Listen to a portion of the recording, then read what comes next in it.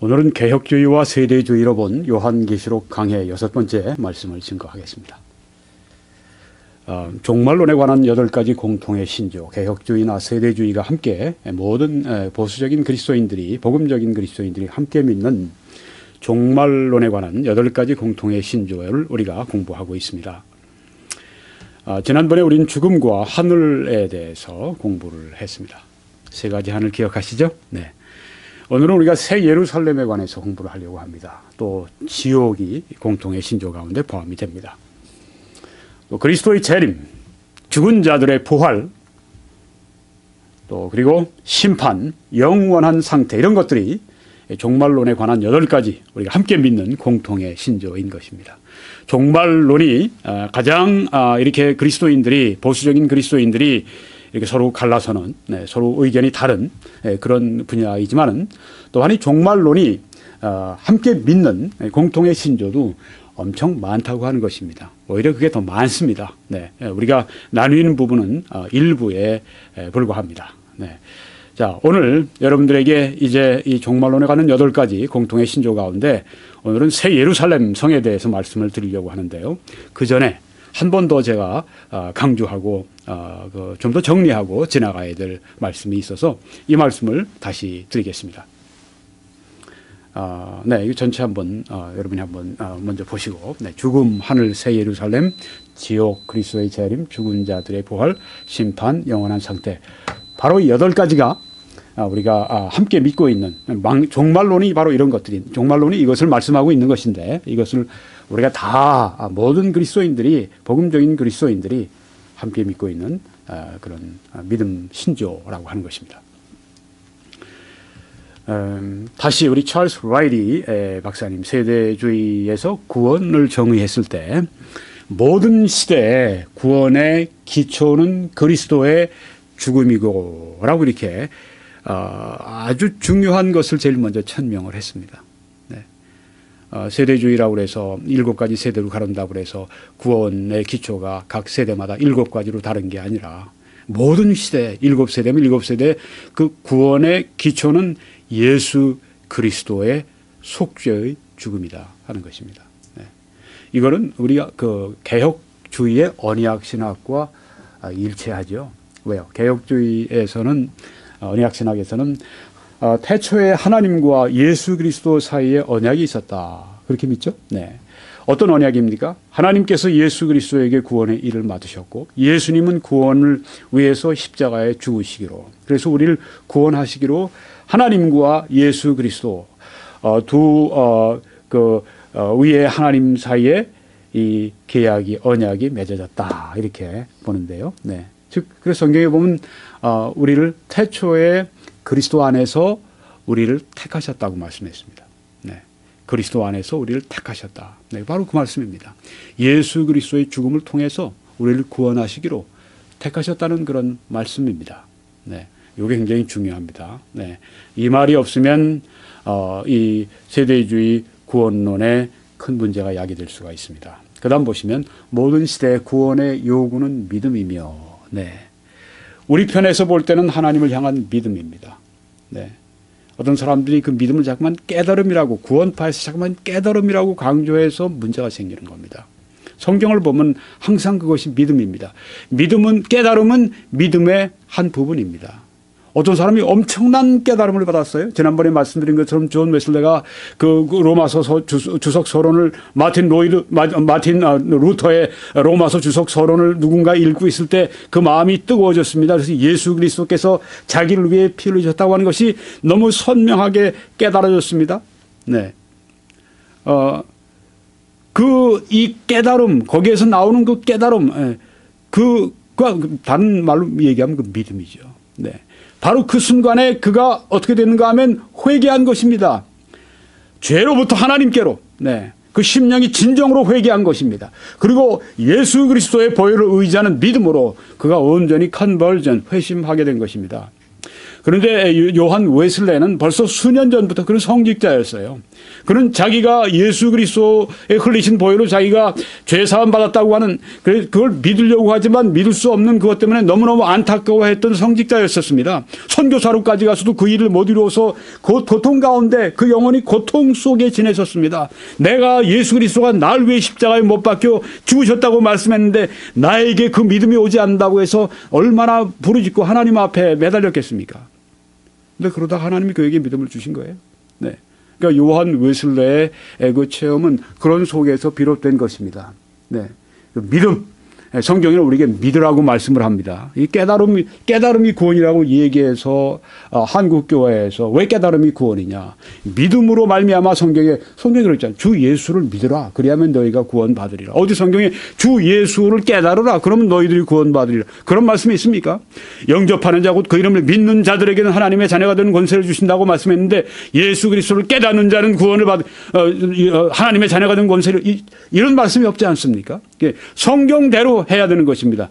그래서 이 구원파가 그때 문제를 일으키는 바람에 깨달음으로 왜 구원이냐, 그건 이단이다 해서 이제는 구원이라는 말 나오는 것 자체도 꺼리게 되는, 네. 구원의 찬송과 노래를 부르는 것도 한국교회 안에서 꺼려지는, 이러다가 우리가 뭐 구원파로 오해받지 않나 이러면서 이 구원의 즐거움과 구원의 감격과 구원의 기쁨을 우리 찬송을 통해 표현하지 못하고 우리가 설교자들이 자연스럽게 그 말씀으로 성도들에게 도전하지 못하고 이렇게 됨으로 말미암아 한국교회에 이 구원의 복음이 증거되는 일이 얼마나 제한받게 됐습니까?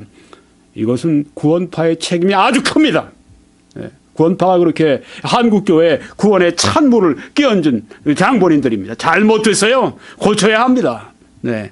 자기들이 얼마나 자기들 속에서 기뻐한다고 그러고 자기들이 얼마나 우리가 잘 믿느냐고 자기들이 할지 몰라도 한국교회 이 구원의 이 구원론에 대해서 찬물을 끼얹고 구원의 복음 전하는 일을 순수하게 복음 전하는 이 사람들을 방해하는 그 일을 했다고 하는 말입니다. 그것은 구원파가 이 구원의 복음을 증거하는 일에 아주 큰 해를 끼친 그런 사건이었었습니다. 구원파는 바꿔야 됩니다. 당신들의 교만을 회개해야 합니다. 그래서 잘못된 건 바로 잡아야 합니다. 구원의 요구는 깨달음이 아니라 구원의 요구는 믿음이라고 하는 것, 이게 뭐 세대주의에서 하는 말이 아니에요. 성경이 하는 말씀을 여기서 지금 이렇게 얘기를 한 것입니다. 여기 이 사람은 학자입니다.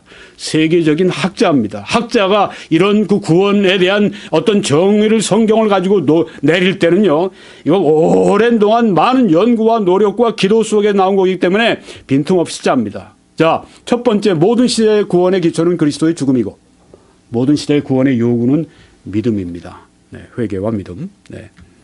믿음 안에 회개가 포함되어 있는 걸 여기 말하는 거겠죠. 네, 물론입니다. 또 모든 시대의 믿음의 대상은 하나님이시고, 네, 어떤 하나님이십니까? 여호와 하나님이죠. 네. 당신 하나님 믿어? 나 믿어. 네. 그 하나님이 어떤 하나님이에요? 세상에는 유실론, 무실론 해서 미국 사람들의 80%가 하나님을 믿는다. 어떤 하나님을 믿는다는 얘기입니까? 알라 신을 믿는다는 얘기입니까? 뭘 믿는다는 얘기입니까? 네. 부처를 하나님으로 믿는다는 얘기입니까? 공자를 하나님으로 믿는다는 얘기입니까? 뭘 말하는 것입니까? 여기 믿음의 대상은 하나님은 분명 여호와 하나님이십니다. 여호와 하나님, 성부 하나님, 네. 하나님 아버지. 그 하나님을 여기 말씀합니다. 그리고 믿음의 내용은 각 세대마다 변한다. 네, 각 세대마다 믿음의 내용이 바뀐다. 네, 그렇게 얘기했습니다. 그러니까 마지막만 놓고 보면 이거는 이 구원론에 대해서 문제가 있다고 볼 수가 있어요. 왜? 믿음의 내용이 각 세대마다 변하니까 그러니까 각 세대마다 다른 믿음의 내용으로 구원받아야 된다. 이렇게 오해할 수 있지만 그렇지 않습니다. 보세요. 믿음의 대상은 누구죠? 하나님이십니다. 네, 믿음의 대상은 하나님입니다. 또 믿음의 구원의 기초는 예수 그리스도의 속죄의 죽음입니다. 그래서요, 사람을 향한 하나님의 계시가 각 세대마다 다르죠. 달라요. 그건 사실입니다. 네. 좀 곧 보여드리겠습니다. 사람의 책임은 하나님을 사람에게 계시하신 자, 계시는 하신 자가 잘못 적었습니다. 계시하신 방법대로 하나님께 믿음으로 응답하는 것입니다. 우리 사람의 책임은 하나님을 사람에게 하나님이 계시해 주셨는데 그 하나님이 계시하신 방법대로 우리가 믿음으로 하나님께 응답하는 것이라고 하는 것입니다. 믿음으로 깨닫는 것으로 응답하는 게 아니라 믿음으로 깨닫는 건 성령이 주시는 일이고 성령의 역사, 그 역사를 가지고 우리가 믿어야죠. 네, 우리가 믿어야죠. 성경의 말씀은 믿음이라고 말씀을 했으니까 그렇게 가르쳐야죠. 네. 하나님께서 아브라함에게 위대한 후손을 약속하셨습니다. 아브라함은 하나님을 믿었습니다. 그 위대한 후손을 주시리라는 그 약속을 믿었습니다. 99세나 난 아브라함이 자기의 몸에서 날 자식이 앞으로 많은 세상의 모든 족속에 복을 끼치는 그런 후손이 나올 것이라고 하는 그걸 믿었다고 하는 것입니다. 그때 하나님은 아브라함을 의롭다고 하셨다고 했습니다. 여호와의 말씀이 그에게 임하여 이르시되 그 사람이 내 상속자가 아니라 이스마엘이 아닙니다. 내 몸에서 날 자가 내 상속자가 되리라 하시고 이삭입니다. 그를 이끌고 밖으로 나가 이르시되 하늘을 우러러 뭇별을 쓸 수 있나 보라. 또 그에게 이르시되 내 자손이 이와 같으리라. 아브라함이 여호와를 믿으니 그 말씀하신 여호와를 믿으니 여호와께서 이를 그의 의로 여기시고 네. 아브라함에게 보여주신 그 계시, 네, 그것은 후손이 이처럼 많아지리라. 그런데 그 후손이 누굽니까? 결국은 예수 그리스도를 말씀하는 것이죠. 네, 예수 그리스도의 그러니까 아브라함의 그 믿음 안에 그 예수 그리스도의 그 구속이 거기에 포함되어 있는 거예요. 네. 율법 시대에도 속죄의 피의 중요성을 인식했습니다. 율법 시대에 늘 짐승들 제단 위에 피를 흘려서 네, 그렇게 속죄하는 의식이 진행이 됐는데, 네. 성전에 찾아가서 저들이 그렇게 제사를 드릴 때마다, 네. 오늘 말로 예배를 드릴 때마다, 네. 그들은 그 피의 중요성, 네. 속죄의 피의 중요성을 그 사람들이 깨닫고 있었습니다. 고난받는 구세주, 속죄하신 구세주에 대해서 그 사람들은 우리와 같은 이런 지식이 없었어요. 우린 지금 뭐 신약의 27권, 그 중에 정말 아주 노른자위 같은 로마서 같은 이 복음서를 우리가 받고 있지 않습니까? 우리는 너무너무 뚜렷한 거예요. 네. 그 아들 예수 그리스도로 말미암아 그 아들 2000년 전에 이미 2000년 전에 십자가에 우리의 죄를 대신해서 제물 되신 예수님 때문에 우리는 구원받는다고 하는 너무너무 우리에게 중요한 그리고 밝은 이 계시가 있습니다만 그들에게 없었습니다. 제한된 지식이었지만 믿음으로 저희들이 구원받았다고 하는 것입니다. 네. 어느 때나 믿음으로 구원받게 된다고 하는 것입니다. 오늘 뭐 깨닫는다 많이 얘기를 하는데 여기 보세요. 율법 시대 때 사람들이 깨달으면 얼마나 깨달았겠어요. 그렇죠? 네. 조금 이따 라합에 대해서 말씀드리면 더 아브라함보다 훨씬 더 계시의 빛이 약합니다. 왜요? 아브라함 하나님이 친히 부르셨지만 라합은 누굽니까? 이방인 아닙니까? 이방인 중에 누구였습니까? 창기였습니다. 가장 사회에서 멸시받는 그런 사람이었었어요. 네. 그런 사람에게 하나님이 구원을 베푸실 때 어떻게 하셨는가 하는 걸 우리가 이제 좀 봐야 되겠습니다. 네. 의인은 그의 믿음으로 말미암아 살리라. 구약시대 때나 신약시대 때나 항상 의인은 믿음으로 말미암아 삽니다. 의인은 깨달음으로 말미암아 살리라. 네. 그렇게 계속해서 전하면 이단이 될 수밖에 없어요. 네. 성경에 믿음으로 말미암아 산다고 말씀하면 깨달음으로 말미암아 산다고 잠깐 바꿔버리니까 네, 성경을 그렇게 해서는 안 된다고 하는 것이죠. 제가 한번 본격적으로 이 구원파 교리를 교정한다라고 하는 설교를 하려고 합니다. 네, 지금 준비 중에 있습니다. 네.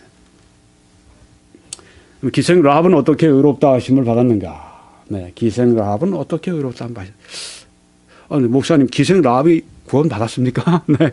기생 라합이 의롭다함 받았다고 정말 확신할 수 있습니까? 목사님? 저한테 물어볼 분이 계실지 모르겠어요. 네. 성경이 없으면 없는 거예요. 네. 우리가 몰라요. 네. 성경 한번 봅시다. 어떤가요? 마태복음 1장 5절에 살몬은 라합에게서 보아스를 낳고 보아스는 루색에서 오벳을 낳고 오벳은 이새를 낳고 이새는 다윗 왕을 낳으니라. 쭉 내려가면 누가 나오죠?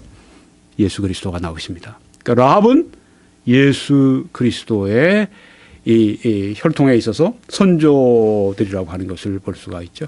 네. 야, 기생 라합이 예수 그리스도의 그 구세주의 족보의 선조가 됐다고 하는 거. 와, 이게 은혜가 아니고 뭐겠습니까? 그렇죠? 네, 이게 은혜입니다. 이게 바로 이게 은혜입니다. 라합이 이런 존재가 된 거예요. 예수님 안에서. 그다음 라합이 또 나오는 게 이제 성경에 그 신약 성경에서 두 번째 나오는 게 히브리서 11장 31절에 나옵니다. 믿음으로 기생 라합은 정탐꾼을 평안히 영접하였으므로 여기서 강조되는 게 뭐죠? 믿음으로 한 것입니다. 네, 라합은 믿음으로 정탐꾼을 평안히 영접하였으므로 순종하지 아니한 자와 함께 멸망하지 아니하였도다. 라합은 그러니까 순종했다고 하는 것입니다. 순종함으로 멸망하지 않고 구원받았다는 그런 말이에요. 네. 세 번째 말씀도 정확해집니다. 야고보서 2장 25절에 또 이와 같이 기생 라합이 사자들을 접대하여 다른 길로 나가게 할 때 행함으로 의롭다 하심을 받은 것이 아니냐 이렇게 말씀을 했습니다. 의롭다 하심을 받았다 이렇게 야고보 사도가 말씀을 했으니까 네, 이 성경이 말씀했으니까 라합은 구원 받았네요. 라합은 의롭다 하심을 받았네요. 그렇죠? 네, 여기에 대해서는 의심할 여지가 없는 것입니다. 왜? 여기 성경에 라합이 의롭다 하심을 받았다 이렇게 말씀했기 때문입니다. 근데 목사님 잠깐 여기 저 보니까 믿음으로 조금 전에는 히브리서에서는 믿음으로 했는데 여기에서는 행함으로 의롭다 하심 받았다고 하지 않았습니까? 왜 이렇게 됐습니까? 네. 사도 바울은 믿음으로 의롭다함 받았다고 말씀했는데 야고보는 아니 행함으로 의롭다함 받았다고 했으니까 두 사도가 서로 지금 논쟁하고 두 사도가 지금 서로에게 지금 그 잘못됐다고 얘기하는 것입니까? 자기 주장하는 것입니까? 아닙니다. 네. 요거에 대해서는 조금 이따 제가 보충해서 말씀을 드리려고 하니까 일단 여기 라합이 의롭다 하심을 받았다 하는 것을 여러분이 아시고 어떻게 받았는가? 네. 자, 여기 성경에 보니까 여호수아서에 이제 나오죠.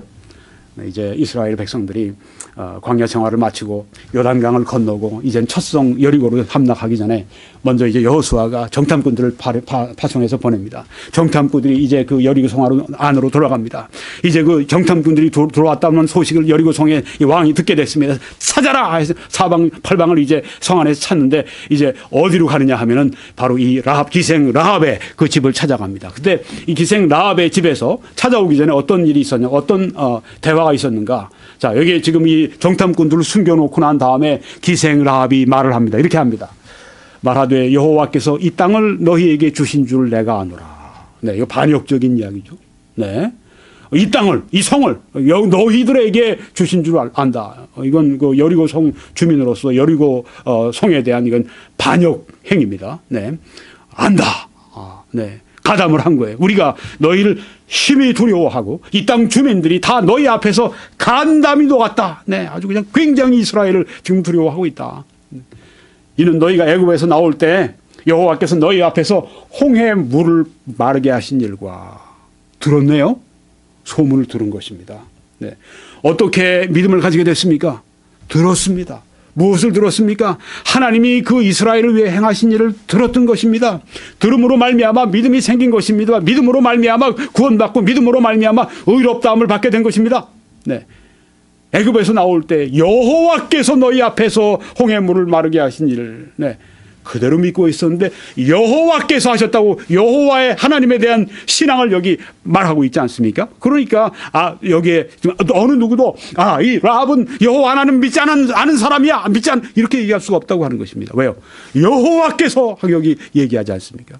그러니까 너희가 요단 저쪽에 있는 아모리 사람의 두 왕 시온과 옥에게 행한 일 곧 그들을 전멸시킨 일을 우리가 들었음이니라. 소상하게 들었던 것입니다. 우리가 듣자 곧 마음이 녹았고 너희로 말미암아 사람이 정신을 잃어버렸나니 네, 두려워 떠는 그런 모습을 볼 수가 있어요. 그런데 이 여리고성 주민들은 어땠습니까? 이 이스라엘 사람들만 두려워 떤 것입니다. 예, 저들에게 우리가 이 함락이 되면 어떡할까? 저들에게 우리가 죽임을 당하면 어떻게 될까? 이런 그 두려움을 가지고 있었지만 여기에 이 라합은 어떻게 했습니까? 하나님을 두려워했습니다. 하나님은. 네, 이게 달라요. 여기 보십시오. 너희의 하나님 여호와는 위로는 하늘에서도 아래로는 땅에서도 하나님이시니라 이렇게 얘기합니다. 어디 라합이 하나님을 믿지 않는 불신자라고 얘기할 사람이 어디 있어요? 라합은 여기 신앙을 얘기하지 않습니까? 너희 하나님 여호와 이스라엘의 하나님 여호와 광야에서 인도하신 그리고 홍해를 가르신 너희를 위해 길을 예비하신 여기까지 인도하신 너희 하나님 여호와는 바로 하나님이시니라 이렇게 신앙을 고백하지 않습니까? 왜요? 그는 소문으로 들었던 것입니다. 네. 그걸 지금 여기에 이 사람들에게 얘기합니다. 그러면서 그러므로 이제 청하노니 내가 너희를 선대하였으니 널 숨겨줬으니까 너희도 내 아버지의 집을 선대하도록 여호와의 이름으로 내게 맹세하고 내게 증표를 내라. 여기 아주 믿음을 또 말하는 걸 볼 수 있죠. 네, 여호와의 이름으로 내게 맹세해라. 네, 하나님의 이름으로 내게 맹세하라. 이건 그가 얼마나 하나님 저들의 하나님 여호와 하나님을 믿고 있었는가를 증명하는 것입니다. 그리고 나의 부모와 나의 남녀 형제와 그들에게 속한 모든 사람을 살려주어 우리 목숨을 죽음에서 건져내랴. 네, 이렇게 여호와 하나님을 믿고 여호와 하나님이 함께하는 백성 그 하나님이 역사하시는 걸 믿고 그래서 이 성은 함락되고 나와 우리 이 가족들 다 죽임을 당하는데 그 여호와 하나님을 의지하고 여기에 지금 살려달라고 얘기하는 것을 여기서 볼 수가 있습니다. 네, 그러면요. 그 다음에 이제 그 첩자들이 얘기를 합니다. 네, 이제 그 우리가 이 땅에 들어올 때 네, 이제 첩자들이 무사히 이제 그 밧줄을 타고 라합의 그 성문의 벽에 붙어 있던 그 집의 그 창문을 통해서 이제 이렇게 밧줄을 타고 첩자들이 도망을 가죠. 네.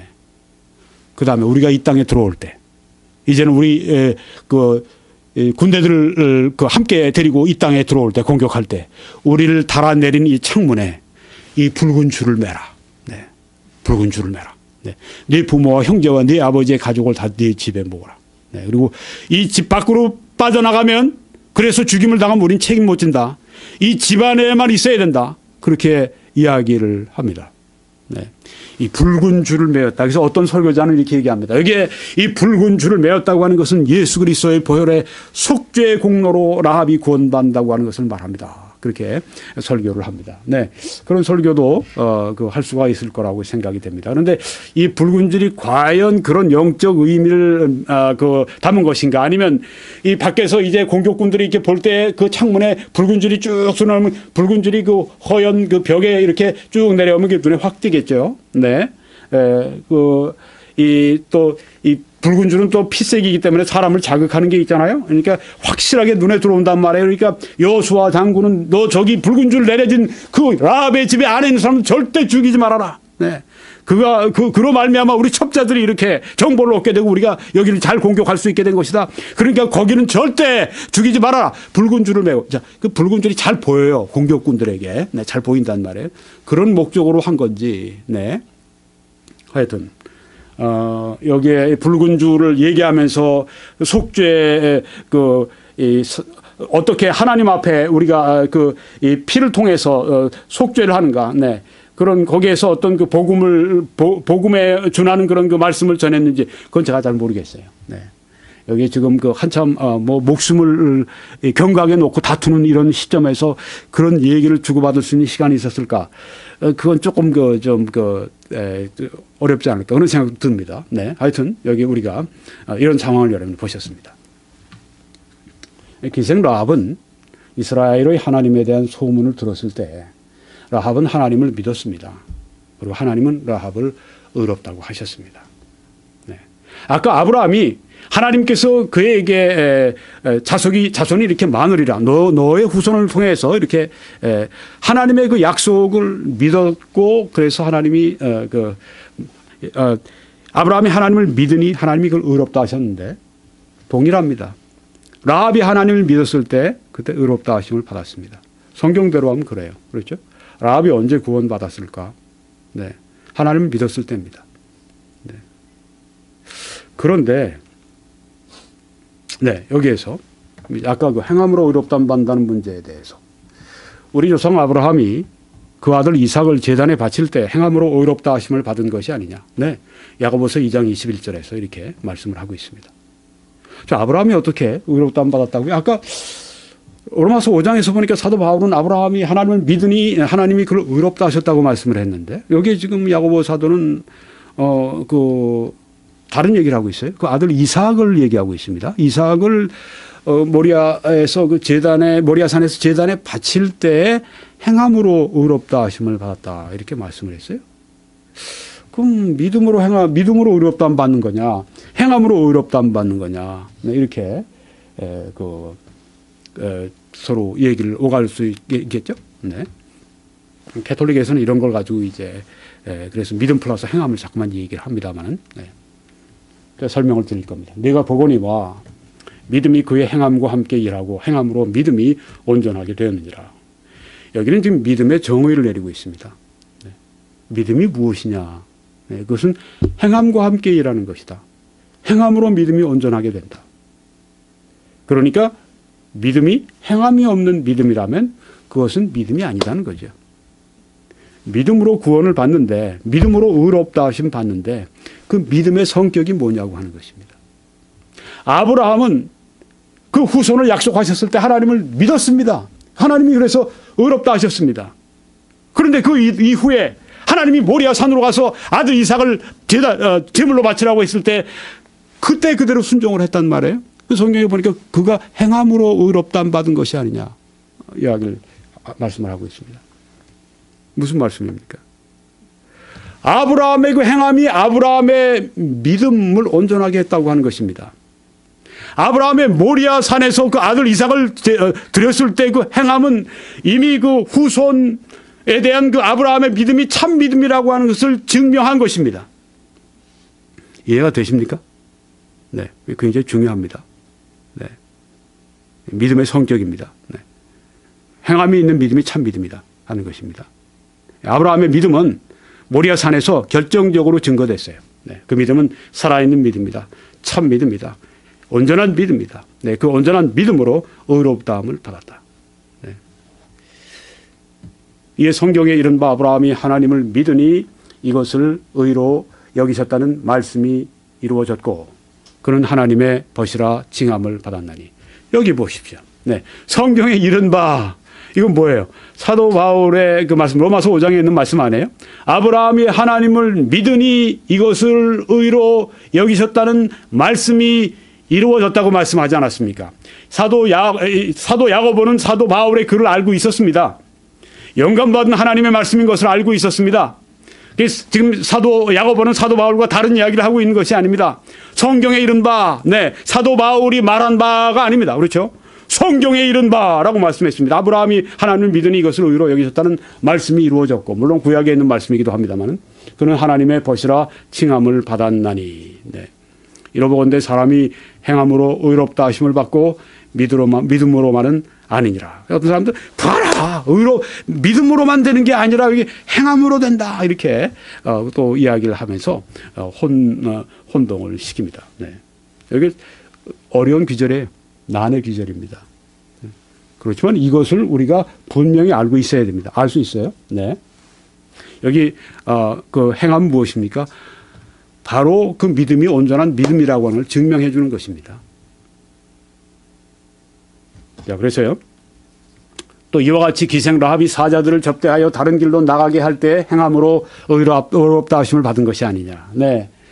라합이 언제 의롭다함 받았습니까? 아까 제가 말씀드리길 라합이 그 하나님에 대한 소문을 들었을 때 그때 의롭다함 받았다고 제가 말씀드렸죠. 왜? 믿음으로 의롭다함 받았으니까. 근데 여기 성경에 보니까 사자들을 접대하여 다른 길로 나가게 할 때 탈출시켰을 때 행함으로 의롭다함 받은 것이 아니냐. 그 행함.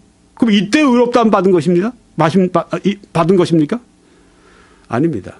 이미 하나님 믿었을 때 의롭다함 받았습니다. 그럼 지금 이 말이 무슨 말씀입니까? 여기에 그 행함은 그 먼저 믿은 그 믿음이 온전한 믿음이라고 하는 증명하는 것입니다. 행함이 있는 믿음이 있어야 된다고 하는 것입니다. 나 구원 받았어. 나 구원 받았다니까 이런 사람이 있어요. 교회에 이제 들어와서 네. 나 구원 받았다니까. 근데 그 사람의 생활이 영 그리스도인의 삶이 아니에요. 영 성별되지가 않았어요. 영 구원받은 사람의 냄새가 나지가 않아요. 영 구원받은 사람의 열매가 없어요. 난 믿음으로 구원받았다니까. 난 믿음으로 의롭다함 받았다니까. 좋아요. 믿음으로 의롭다함 받은 것은 성경적이에요.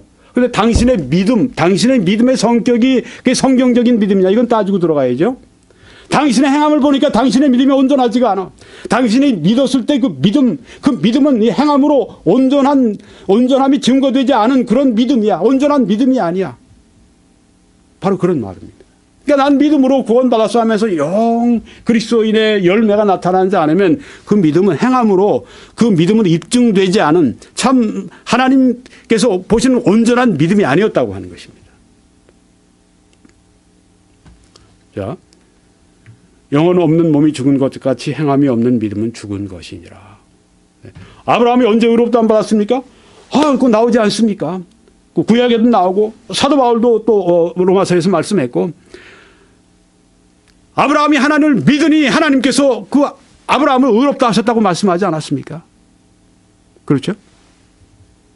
그런데 그 다음에 모리아산에서 아들 이삭을 드렸을 때 그때 그 행함으로 의롭다함 받지 않았느냐라고 야고보서가 말씀한 것은 이미 그 후손에 대한 믿음으로 의롭다함 받는 그 믿음이 참 믿음이었다고 하는 것을 아브라함이 모리아산에서 증거했다고 하는 걸 말하는 것입니다. 여기 영혼 없는 몸이 죽은 것 같이 행함이 없는 믿음은 죽은 것이니라. 행함이 없는 그 믿음 그 자체가 열매가 없는 그 믿음, 죽은 믿음이라고 하는 것입니다. 어떻게 구원받는가? 네. 구원의 믿음이 있어야죠. 네. 무조건 내가 믿는다고 그래서 그 믿음으로 제가 전에도 말씀드렸죠. 믿음으로 구원받아요. 근데 그 믿음의 성격이 뭐냐고 하는 것입니다. 나 구원받았어. 나 구원받았네. 나 구원받았네. 나 구원받았네. 근데 전혀 그리스도인의 열매가 나타나지 않으면 그건 우리가 그 얘기해야 되는 겁니다. 여러분들이 그런 사람이 있으면은 믿음을 점검시켜 줘야 됩니다. 네, 여기 행함이 있는 믿음인가 아닌가.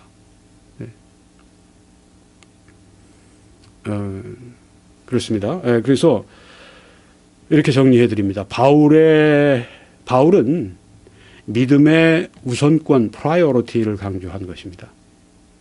야고보는 믿음의 증거, 프루프를 강조한 것입니다. 네, 이게 중요합니다. 바울은 믿음의 우선권을 강조했습니다. 프라이어리티. 야고보는 믿음의 증거, 프루프를 강조했습니다. 이 설명을 좀 드리면 좋을 것 같아요. 유명한 R.A. 토라이 목사님이 성령의 세례 혹은 성령의 침례 이거를 주장한 분으로 유명합니다. 네, 이 성령의 세례, 성령의 침례를 R.A. 토레이가 너무나 많이 설교하셨는데, R.A. 토레이 목사님은 이 성령의 세례와 침례 이것을 우리가 그 받을 때 성령의 세례나 충만을 성령의 세례나 침례를 받을 때 우리는 능력을 받게 된다. 전도를 위해서 또 사역을 위해서 능력을 받게 된다. 이제 그 주제로 말씀을 전하십니다. 그런데 그는 이렇게 얘기를 합니다. 믿음으로 받습니다. 네. 성령의 세례 혹은 성령의 침례는 믿음으로 받습니다. 자기가 어느 날 믿음으로 성령의 세례 충만을 침례를 주장했답니다. 근데 얼마 후에 자기가 서재에서 말씀을 연구하는데 갑자기 성령이 그에게 임하시는 거예요. 여기 자리에 있다가 팍 튀어서 방바닥에 탁 내동그러지면서 자기는 본래 성격이 그렇게 열광적인 사람이 아니고 아주 냉정하고 차가운 그분이 법을 전공한 사람이니까. 네. 근데 막 하나님께 할렐루야, 글로리 투 갓, 글로리 투 갓, 하나님께 영광, 하나님께 영광, 하나님께 영광. 오랫동안 그렇게 외치고 있었다는 것입니다.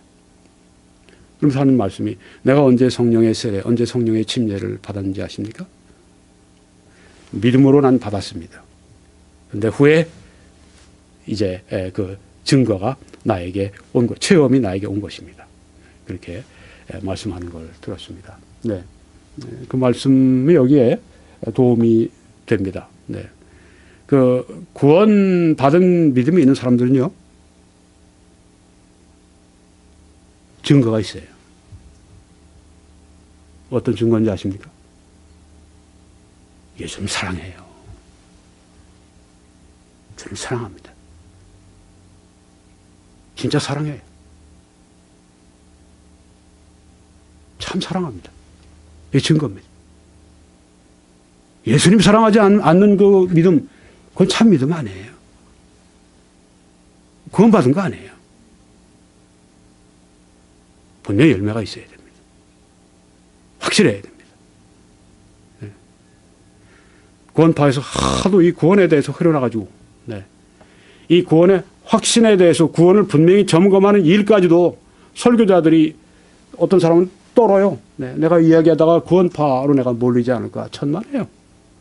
성경에 너희가 믿음에 있는가 믿음에 있지 않은가 너희 자신 너희가 분명히 하라고 성경에 말씀하지 않습니까? 네. 자기 구원에 대해서 분명해야죠. 내가 구원받았으면 분명히 알아야 하나 나를 구원하신 하나님을 섬기지 않겠습니까? 나를 위해서 십자가 위해서 피를 흘려주신 구세주에 대한 사랑이 나에게 느껴져야 내가 하나님을 사랑하지 않습니까? 뭐로 하나님을 사랑할 겁니까? 그렇지 않으면 맨날 뭐 복 주는 거 그것 때문에 하나님을 사랑한다. 그건 사랑이 아니죠. 그건 이기적인 나를 사랑하는 거죠. 어떤 면에선. 하나님이 나에게 복 주시는 분이니까 뭐 그 무당 찾아가는 뭐 샤머니즘하고 다를 게 뭡니까? 거기서 그저 내가 또 내면 신이 복을 준다. 그건 하나님을 진정으로 사랑하는 게 아니라 그것은 나를 사랑하는 거죠. 내가 복 받기 위해서 그렇게 하는 거니까. 그렇지만 어떻습니까? 사랑은 어떻습니까? 희생하는 겁니다. 어머니의 사랑을 보세요. 자식을 위해서 막 희생하지 않습니까? 그 사랑의 성격이란 말이죠. 하나님을 향해서 하나님께 받으려고 하는 게 아니라 하나님을 향해서 내가 뭘 할까요? 하나님을 사랑하고 하나님 주님 사랑하고 이게 바로 증거인 것입니다. 이거 없이 신앙생활 하려니까 이게 도무지 힘든 거죠. 네. 물론 이제 구원받고 난 다음에도 이 사랑이 아주 냉랭하게 식어질 때가 있어요. 저도 그런 체험할 때가 있어요.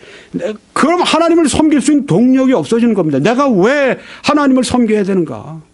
내가 왜 이것을 주님을 위해 결정해야 되는가? 그렇습니다. 그래서 우리가 이 구원에 대한 확신을 분명히 해야 됩니다. 그리고 내 속에서 하나님, 주님, 구원의 이 감격, 구원의 이 첫사랑, 이것이 지속이 될 수 있게 해 주십시오. 라우디게아 교회가 책망받은 게 그거 아닙니까? 너희가 첫사랑을 버렸다. 첫사랑이 뭐예요? 구원받았을 때 그 뜨거운 사랑 아닙니까? 그것 때문에 책망받지 않았습니까?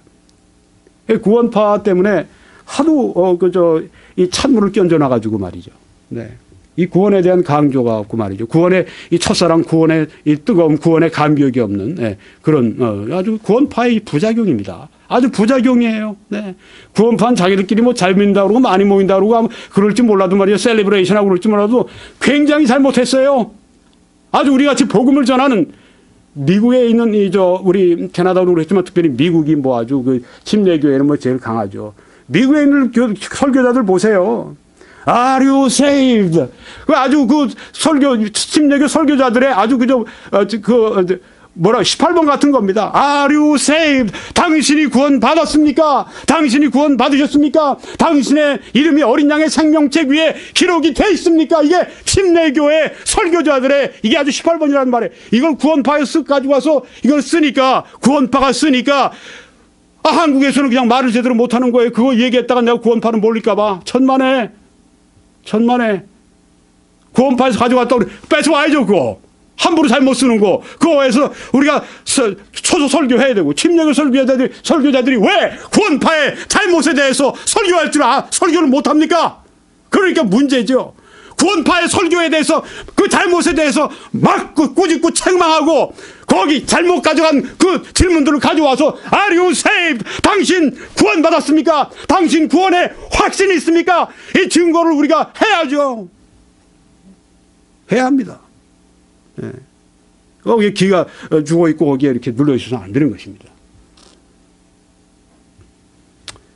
네. 그 다음에 보시면은 믿음은 의롭다함의 근거입니다. 베이시스. 네. 행함은 의롭다함의 척도 바로미터입니다. 네. 다른 표현입니다. 믿음은 의롭다함의 근거입니다. 행함은 의롭다함의 척도입니다. 제가 캐나다 와서 보니까 이런 설교를 잘 안 하는 것 같아요. 네. 저 같은 설교. 현대는 요새 이런 설교를 잘 안 합니다. 현대 설교는 어떻게 하냐면 이제 대화식으로 합니다. 네. 다 이렇게 붙들고 대화식으로 이렇게. 그래서 요새는 프리칭이 없는 시대라고 그러죠. 예. 그 설교는 옛 시대의 전인물이다 이렇게 얘기를 합니다. 침례교는 안 그래요. 미국의 침례교회도. 저는 점잖은 편입니다. 네. 침례교 설교자들 가운데 뜨겁게 설교하는 분들 설교 듣다가 보면 귀가 따가워요. 네. 아주 그냥 뭐 얼마나 그냥 강력하게 설교하는지. 네. 요새는 그렇게 설교하는 사람들을 뭐라 그러냐면 너무 감정적이야. 그렇게 매도를 합니다. 여러분 스펄전의 설교가 얼마나 뜨거운 줄 알아요? 얼마나 그냥 강렬하고 뜨거운지 아십니까? 스펄전이 그런 말 하잖아요. 내 속에 열심이 없기 때문에 그냥 그 아주 펄펄 끓어오르는 그 표현을 여러분에게 내가 못하고 있다. 네, 그것 때문에 내가 부족한 목사라고 나를 책망을 하라. 내가 흥분해 있다. 내가 아주 뜨겁다. 그것 때문에 나를 비난하지 말라. 그렇게 얘기하지 않습니까? 네, 그래서요. 라합은 기생 라합은 온 여리고가 멸망할 때 구원받은 은혜의 상징입니다. 하나님의 은혜의 상징입니다. 어떻게 구원받았습니까? 라합이 야고보서가 말하는 것은 행함으로 구원 의롭다함 받았다.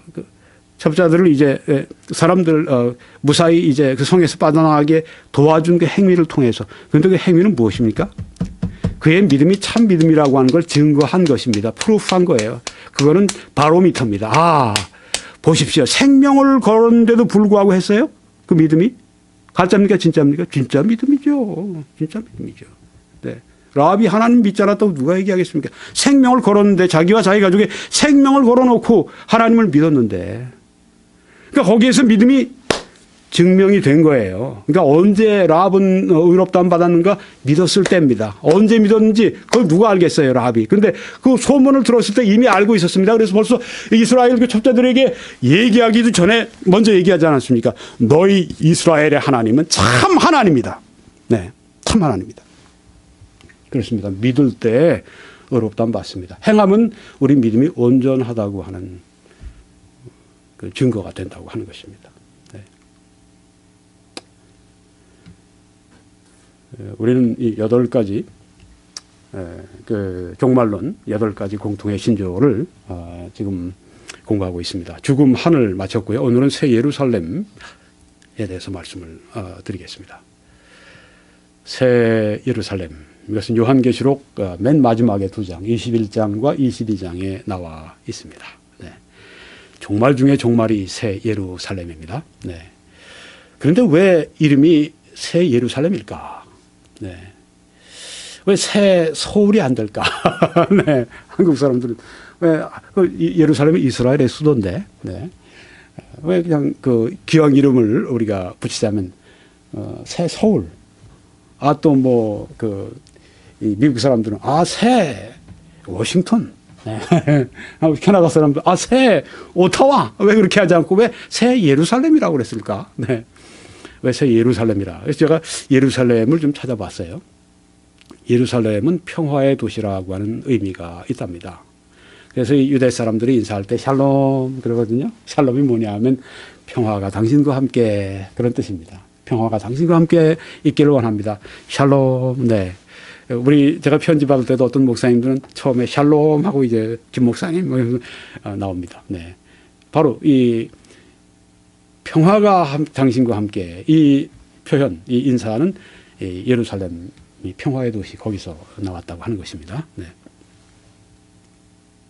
예루살렘은 하나님의 성이다. 이렇게 또 여기 성경 구절 일부만 여기 제가 몇 가지만 여기 해놨어요. 많습니다. 네. 하나님의 성, 네. 하나님의 시티. 성을 이제 영어 성경들은 시티라고 번역을 했습니다. 도시, 하나님의 시, 하나님의 도시. 네. 하나님의 성, 하나님의 도시. 그러니까 새 예루살렘 성. 근데 영어 성경들은 그 City of the New Jerusalem, 새 예루살렘 시, 그렇게 번역을 했습니다. 네. 또 예루살렘을 뭐라고 칭하느냐면 여호와의 산, 하나님의 산. 그러니까 아주 애칭이죠. 네. 또 예루살렘을 만군의 여호와의 산, 이렇게 호칭했습니다. 네. 아주 애칭인 걸 볼 수 있어요. 하나님과 아주 연관되어 있는, 네. 성산, 거룩한 산, 이렇게 또 표현되어 있습니다. 예루살렘에 대한 아주 애정이 있죠. 네. 그 도시에 대한 그 거룩한 산. 네. 또 하나님께서 직접 나의 성읍이다. My city. 내 도시다. 예루살렘은 내 도시다. 하나님이 그 애정을 가지고 계신 거예요. 그 예루살렘이라고 하는 그 이름에. 그래서 새 예루살렘이 된 겁니다. 새 서울이 아니라, 새 오타와가 아니라, 새 워싱턴이 아니라, 혹은 도쿄가 아니라, 네. 새 예루살렘. 나의 성읍이다. 또 하나님께서 나의 거룩한 산이다. 이렇게 애정을 예루살렘에 보이십니다. 거룩한 성이다. 네, 거룩한 시티, 네, 홀리 시티, 이렇게 성경에 나와 있습니다. 그래서 새 예루살렘이라고 이름 붙인 이유가 있구나. 하나님 마음에 참 있는 그 이 도시고 그 이름이구나. 네, 이걸 알 수가 있습니다.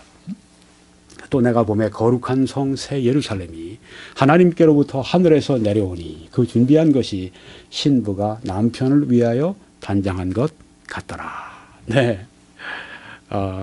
신부가 남편을 위해 단장했을 때 제일 여자로서 예쁜 모습이 그때입니다. 그렇죠? 그게 바로 지금 단장한 그 새 예루살렘의 아름다운 모습이라고 여기에 말씀하고 있습니다. 거룩한 새 예루살렘. 내 아버지 집에, 여기 예수님이 하신 말씀. 내 아버지 집에 거할 곳이 많도다. 그렇지 않으면 너희에게 일렀으리라. 내가 너희를 위하여 거처를 예비하러 가노니. 여기 거처가 바로 새 예루살렘을 말씀합니다. 어떤 설교자들은 예수님이 2000년 동안 지금 예비하셨으니 얼마나 아름답겠습니까? 그렇게 설교를 하시는데, 예, 그 말씀도 맞죠, 뭐. 네. 가서 너희를 위하여 거처를 예비하면 새 예루살렘. 내가 다시 와서 너희를 내게로 영접하여, 네, 나 있는 곳에 너희도 있게 하리라. 예. 이게 제자들에게 하신 말씀이에요. 예수님 가시는 것 때문에 지금 슬퍼 있는 제자들에게 다시 오겠다. 재림을 여기 말씀하시죠. 예. 너희를 내게로 영접하겠다. 나 있는 곳 새 예루살렘에 너희도 있게 하리라. 이렇게 말씀하십니다. 모든 시대 구약 신약, 네, 모든 성도들의 그 영원한 처소는 어디입니까? 이제는 이 땅, 옛날 이 땅, 네, 이 하늘, 이게 아닙니다.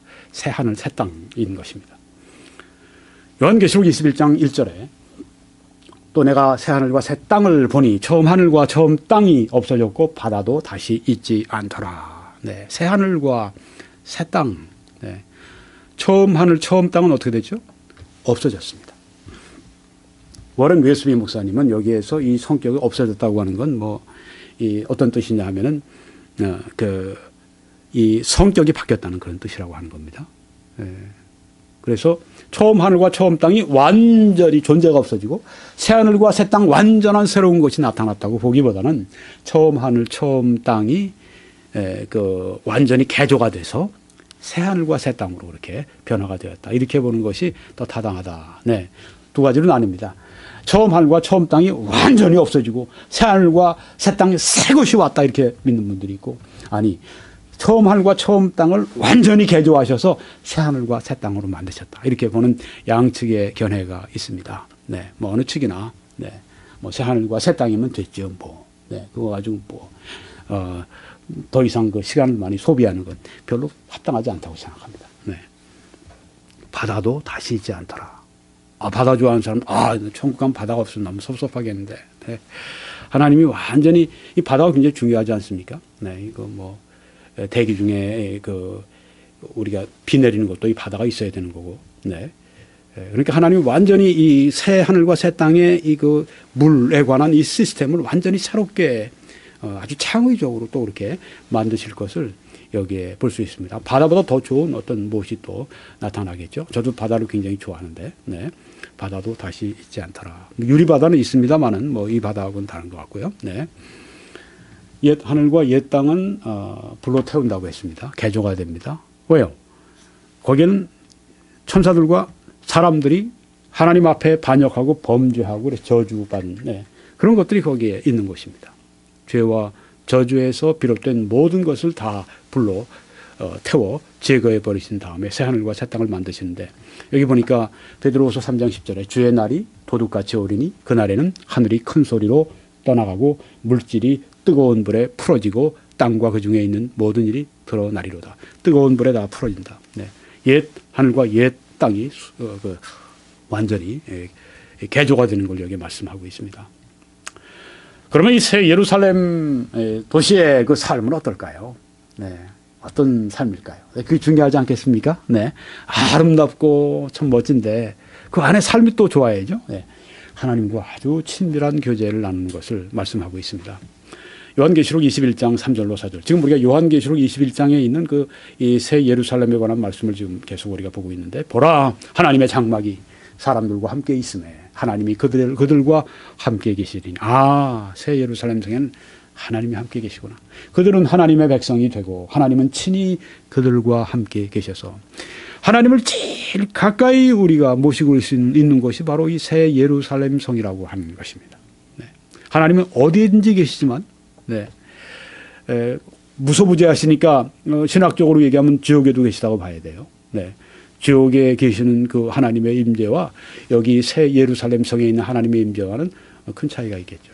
네. 여기 가장 하나님의 영광이 나타나 보여지는 네. 그 영광이 나타나 보여지는 곳이 바로 여기 새 예루살렘 성인데 네. 여기에 가까이 하나님이 계십니다. 얼마나 좋겠어요. 모든 눈물을 그 눈에서 닦아주시니 다시는 사망이 없고 애통하는 것이나 곡하는 것이나 아픈 것이 다시 있지 아니하리니 처음 것들이 다 지나갔습니다. 아파서 고통스러워서 눈물을 흘리고 애통하고 곡을 하고 아파하고 죽고 이런 모든 것들은 다 처음 것들이라고 했습니다. 새 것들에는 그것이 없다고 하는 것입니다. 여기에 가면 장래에 관계된 그런 일을 종사하는 사람들이 실직하는 곳입니다. 여기는 사람들의 몸을 고치는 의사나 약사나 간호사나 이런 사람들, 병원 운영하는 사람, 이런 사람들이 완전히 실직하는 곳입니다. 목사도 가서 실직하는 곳입니다. 왜? 설교할 필요가 없으니까. 네. 다 거룩해진 사람들이니까. 네. 이런 곳이 기다리고 있다고 하는 것입니다. 아, 목사님 참 흥미있는 상상을 하시네. 제 상상이 아니에요. 네. 상상력이 제가 굉장히 부족합니다. 여기에 지금 하나님이 하신 말씀을 가지고 제가 여러분에게 설명드리려니까 제가 설교를 준비하면서 아유 하나님 제가 이걸 어떻게 설교하죠. 도무지 제가 이 아름다움과 이 영광스러움을 제 표현 어떻게 할 수 있습니까? 정말 아주 주저하게 되더라고요. 왜요? 이 영광스러운 말씀을 제가 어떻게 표현을 못하겠어요. 네. 처음 것들이 다 지나갔습니다. 아픈 사람들은 아마 제일 더 많이 건강한 사람들이야 뭐 아파보지 않았으니까 모르잖아요. 근데 매일 아파요. 네. 제가 얼마 전에 간단한 뭐 외과 간단한 뭐 수술을 받았었는데 아무것도 아니에요. 뭐 중요한 부분이 아니라 뭐 없어도 될 거 간단한 거 했는데도 아유 아파가지고 말이죠. 한 2주 동안 꼼짝을 못하고 누워 있는데 그때 아유 내가 이쪽으로 이렇게 한 번만 누워봤으면 누울 수가 없는 거예요. 네. 아주 그때 그냥 한 번만 좀 이렇게 오른쪽으로 좀 돌아서 이렇게 오른쪽으로 누워봤으면 좀 편하게 좀 한 번이라도 좀 한 시간만이라도 잡았으면 그때 뭐 얼마 전인데 그 기억이 납니다. 근데 그건 아무것도 아니에요. 평생을 아파본 사람들이 있어요. 조니 같은 분 지금도 살아있지만 16살 때 다이빙 하다가 척추가 다쳐서 이 목 아래가 다 움직이지 못하는 일생을 그렇게 살아온 분들 아프잖아요. 얼마나 힘들어요. 뭐 이라크 전투 뭐 이런 데서 이비인들 가운데 팔다리 뭐 사지를 다 잃어버린 사람도 있어요. 그런 사람들. 얼마나 그것 때문에 가정적으로 문제가 많은지 몰라요. 그런 거 다시 없다고 했습니다. 그러니까 아파 본 사람들에게는 이 말씀이 너무너무 좋은 거예요. 애통하고 슬프고 없는 거예요. 다시 그런 것이 없는 세상. 죄인이 없어요. 그러니까 죄가 없는 겁니다. 그러니까 죄에 따른 저주가 없어요. 하나님이 우리와 친히 함께 계십니다. 그 영광으로 함께 하세요. 이런 곳이 새 예루살렘 성이라고 말씀하는 것입니다. 그 새 예루살렘의 그 아름다움은요, 그 광채를 여기 말씀하는데 21장 9절에서 11절에 내가 신부 곧 어린 양의 아내를 내게 보이리라. 와, 여기에 어린 양 예수 그리스도의 아내라고 표현을 했네요. 얼마나 존귀하게 표현했습니까? 신부를 보여주겠다. 어린 양의 아내를 너에게 보여주겠다. 요한에게 보여주겠다고 한 겁니다. 여기서 신천지 사람들 보면 새 요한에게 보이겠다고 그랬는데 확 돌아버린 거예요. 여기 새 요한이 어디라고 얘기했어요. 새 요한이라는 게 성경에 어디 있어요. 영적 사기꾼이 만들어가지고 나와서 이게 모두 새 요한이라고 바꾸는데 그걸 따라간단 말이에요. 모르는 사람들이. 성령으로 나를 데리고 크고 높은 산으로 올라가. 성령으로 데리고 높은 산으로 올라가셔서 하나님께로부터 하늘에서 내려오는 거룩한 성 예루살렘을 보이니 거룩한 아름다운 예루살렘이 쫙 앞에 위에서 내려오기 시작합니다. 네, 번쩍번쩍하는 것이 하나님의 영광이 있어. 네, 뭐 금은 보화도 그렇겠지만 하나님의 영광이 거기서 그냥 찬란하게 비치는 겁니다. 그 성의 빛이 지극히 귀한 보석 같고 벽옥과 수정같이 막더라. 네, 그냥 그 황금으로 그냥 각종 그 보석과 다이아몬드와 그런 걸 치장을 한 이런 그 어마어마한 이 성읍이 내려온다고 생각해 보세요. 그것만 봐도 그냥 눈이 좀 휘황찬란할 텐데 하나님의 영광의 빛이 보이니까 얼마나 아름다울까요? 얼마나 아름답겠어요. 네, 그 새 예루살렘 성. 네, 그 아름다움은 하나님의 영광의 아름다움이니까 이건 뭐 아름다움의 극치입니다. 저도 아름다운 데를 참 많이 가봤어요. 네. 그 중에 아마 최고 중에 하나가 이 캐나다 로키가 아닐까 싶습니다. 네, 캐나다 로키는 정말 딱 한 번은 일생에 구경해야 될 곳이라고 생각이 되는데요.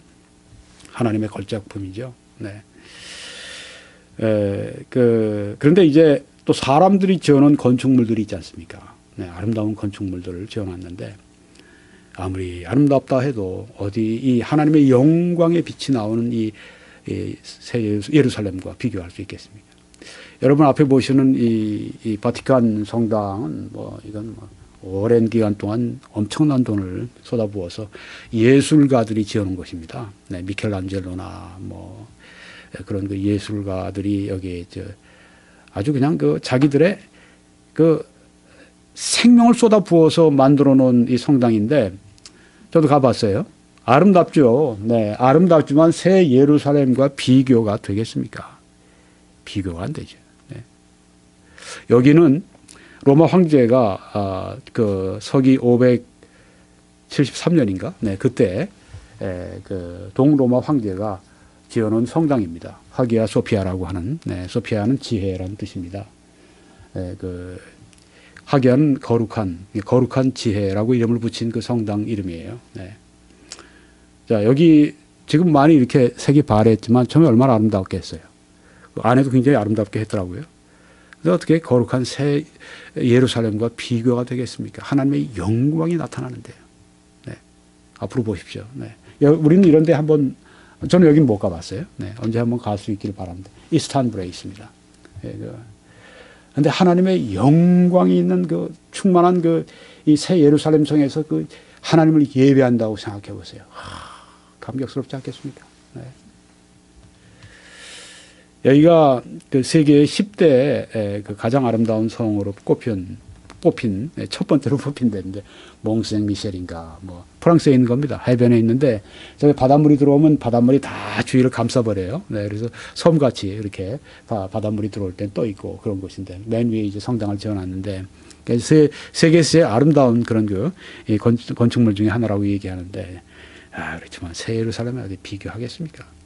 이건 독일에 있는 두 번째로 또 이제 사람들이 제일 아주 아름다운 그런 성이다. 네, 이렇게 얘기를 합니다. 우리 예루살렘 성이라고 얘기를 하니까, 네, 성을 지금 말씀을 드리는 거예요. 네.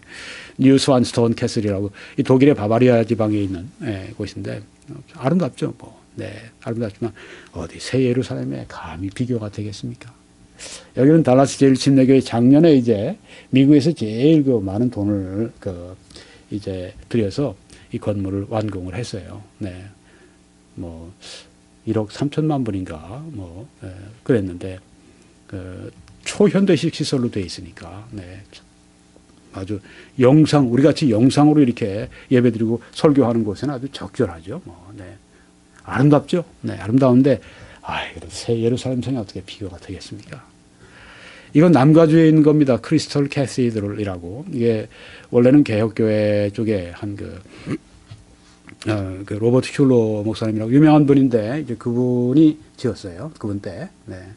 아름답게 지었습니다. 세계 최고의 건축가인 필립 존슨인가 하는 분이 세계 최고의 건축가가 지은 건물입니다.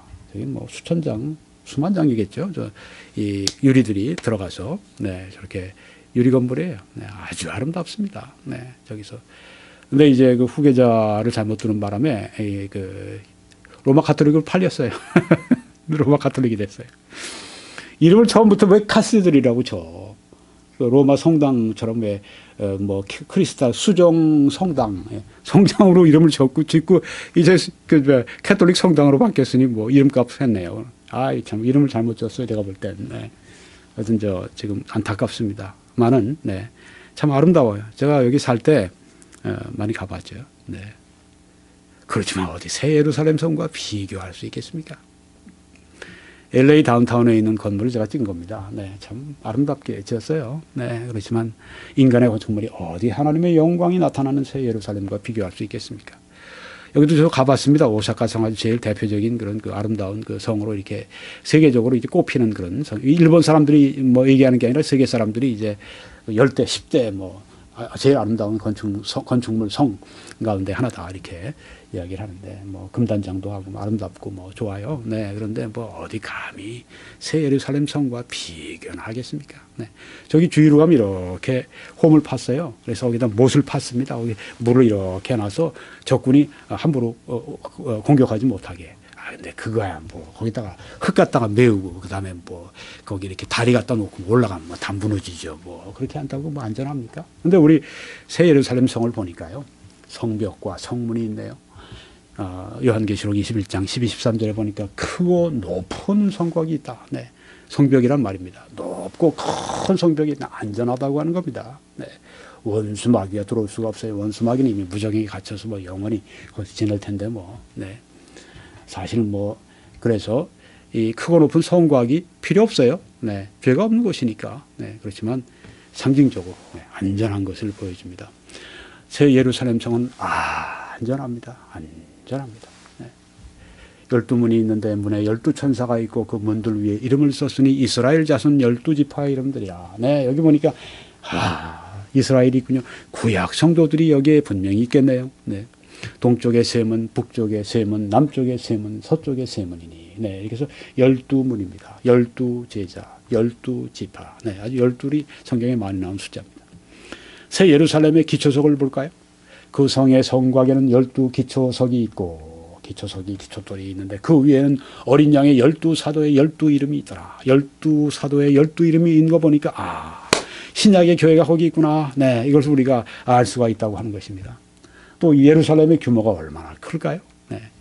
내게 말하는 자가 그 성과 그 문들과 성곽을 측량하려고 금 갈대자를 가졌더라. 여기는 그 측량하는 것도 다 금이네. 네, 금 갈대자를 가지고 측량을 합니다. 그 성은 네모가 반듯하여 길이와 너비가 같은지라.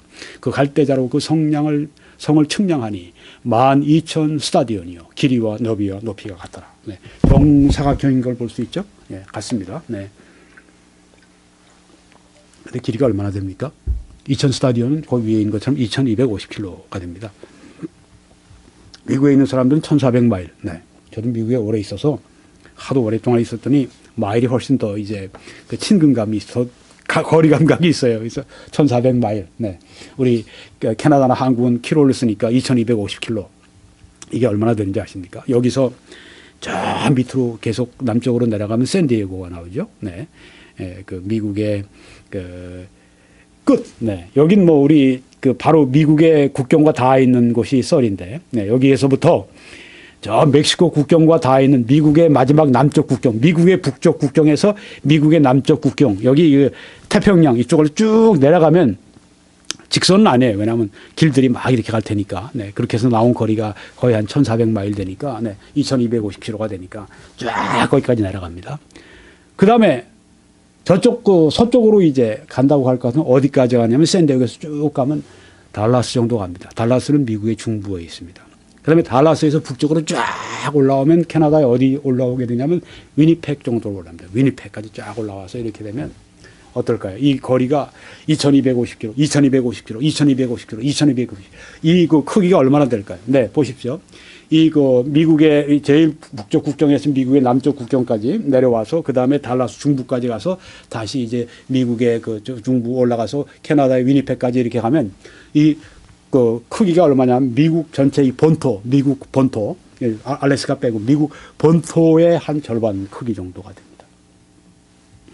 그래서 아마 이 북미로 따지면 캐나다하고 알래스카 포함하고 멕시코 포함하고 그러면 한 7분의 1, 8분의 1, 북미의 한 7분의 1, 8분의 1 정도의 그 크기가 되지 않을까. 네, 높이는 빼고, 네, 이 넓이, 예, 이거 볼 때 그 정도의 규모가, 엄청난 규모가 바로 이 새 예루살렘이라고 하는 것입니다. 엄청나게 큽니다. 네, 여기서 뭐 퍼레이드를 해도 괜찮고요. 뭐 많은 걸 다 할 수 있습니다. 그럼 거기만 갇혀 사느냐? 그렇지는 않습니다. 온 우주가 하나님 것인데요. 뭐 어떤 신학자는 그래서 그렇게 상상을 펴니다. 어떤 여행을 좋아하는 사람들은 아마 그 먼 우주의 끝까지 아마 구석구석 탐사를 하게 될 것이다. 그런 얘기를 하는데 그럴 수도 있죠. 네, 여기 보니까 내게 말하는 자가 그 성과 성문들과 성곽을 측량하며 144규빗이니 사람의 측량 곧 천사의 측량이라. 144도 12 곱하기 10이에요. 아주 12가 그렇게 애호하는 성경의 숫자 중에 하나입니다. 그 성곽은 벽옥으로 쌓였고 그 성은 정금인데 맑은 유리 같더라. 아, 얼마나 아름다운지. 성벽이 뭐로 쌓여있냐면 보석으로 쌓여있는 겁니다. 벽옥으로 쌓였고 그 성은 또 정금으로 이렇게 되어 있는, 네, 맑은 유리 같은 정금. 네, 이것이 바로 새 예루살렘 성이라고 하는 것입니다. 새 예루살렘은 이미 우리가 장식을 뭐 들어보지 않아도 알겠지만 성경에 보니까 그 성의 성곽의 기초석은 각색 보석으로 꾸몄는데 기초석도 보석이에요. 네. 뭐 커다란 그런 바위 같은 게 아니라 보석. 네. 첫째 기초석은 벽옥이. 그것도 또 기초석마다 또 다르네요. 둘째는 남보석이요. 셋째는 옥수요. 넷째는 녹보석이요. 저는 이게 뭔지도 잘 몰라요. 보석인 것만 아는데 아마 보석 전문가들은 보면 야 할 거예요. 아마 다 보이니까 다 아니까 색깔을. 근데 다섯째는 홍만호요. 여섯째는 홍보석이요. 일곱째는 황옥이요. 여덟째는 노옥이요. 아홉째는 담황옥이요. 열째는 비치옥이요. 열한째는 청옥이요. 열두째는 자수정이라. 각 기초석마다 색깔이 다 다르고 하나님의 이 얼마나 창조적이고 얼마나 다양하신 솜씨가 여기 나타나지 않습니까? 동물도 보세요. 막 가지죠. 기어다니는 놈도 있고 날아가는 놈도 있고 뛰어가는 것도 물속에 들어가는 것도 있고 뭐 별로 하나님 만드신 게 얼마나 창조가 다양한. 여기도 새 예루살렘 성도 하나님의 그 창조성을 여기에 보여주고 있습니다. 아름답고 아름답고 아름답습니다. 여기가 성도들이 들어가 살게 될 곳이라고 하는 것입니다. 그 12문은 12진주니 각 문마다 한 개의 진주로 되어 있고 문인데요. 그 문이 진주가 박혀 있는 게 진주 그 큰 진주로 된 그 문이 있단 말이에요. 네. 그러니까 우리가 진주문을 열고 들어갈 때 주님께서 우리를 주님께서 그 진주문을 열고 우리를 맞아주신다는 그 찬송이 여기서 나오는 것입니다. 한 개의 거대한 진주로 되어 있는 그 문, 12문. 성의 길은 맑은 유리 같은 정금이더라. 그렇게 말씀을 하고 있습니다. 새 예루살렘은 또 아주 거룩한 곳입니다. 성 안에서 내가 성전을 보지 못하였으니 성전이 없어요. 네. 교회당, 예배당, 뭐 성당 전혀 성전을 보지 못하였다. 이는 주 하나님 곧 전능하신 이와 및 어린 양이 그 성전이십니다. 하나님이 그리고 어린 양께서 성전 되시기 때문에 거긴 뭡니까? 이 새 예루살렘 이 도시 자체가 거룩한 곳입니다. 거룩한 성전입니다. 하나님이 친히 계신 어린 양이 친히 계신 그 성전이 되셔서 계신 곳이기 때문에 거기는 거룩한 곳입니다. 네. 이 새 예루살렘이 얼마나 밝은지 여기 성경에 보니까 그 성은 해나 달의 비침이 쓸데없으니 이는 하나님의 영광이 비치고 어린 양이 그 등불이 되심이라. 오, 하나님의 영광의 빛이 비치는 어린 양이 그 빛이 되시는, 네, 해나 달이 비침이 전혀 쓸데가 없는 아주 밝은 바로 그 새 예루살렘 성을 여기에 우리에게 보여주시고 있습니다. 아, 그럼 다 맨날 밝고는 어떻게 잠을 잡니까? 그런 걱정하지 마세요. 그건 다 하나님께서 알아서 하실 거니까. 네.